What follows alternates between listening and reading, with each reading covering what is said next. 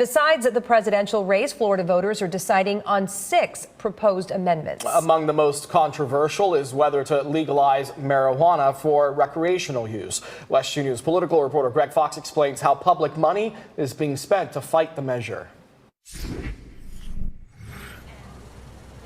At the Apopka Civic Center, people waited in line for 1 to 1.5 hours Friday afternoon to cast ballots, fearing lines will be even worse this weekend or on Tuesday. Besides the all-important presidential race, many had the amendments on their minds. And Florida has a clear choice. Smart and Safe Florida released what the political committee called its final ad of the campaign to try and pass recreational marijuana.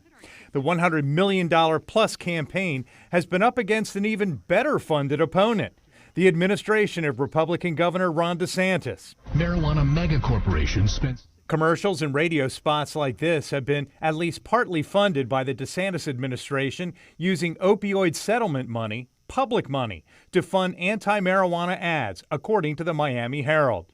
Most voters we talked with said they voted yes to legalize weed. I don't think it's the government's job or their place to regulate what people are doing, within the privacy of their own homes, within their bodies and things like that. I mean, it's your right and your choice. If that's what you choose to do, why not? Instead of people getting in trouble just for a small amount of marijuana, make it legalized. Others were a hard no, with some not trusting lawmakers to regulate it. The way our government goes sometimes, when you open up a can of worms, you get a lot of worms around. It's the easy way of saying it.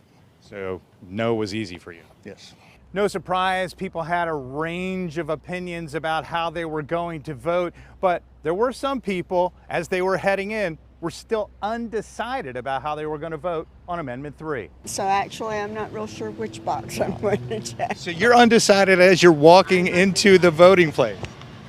Still, yeah. If 60% of voters approve Amendment 3, lawmakers will still have to pass a law in the spring to establish guidelines for recreational marijuana. Greg Fox, West 2 News. West 2 has reached out to the governor's office for a statement on the use of public money to fund political ads and other messaging opposing Amendment 3. We will update you in this report when we hear back.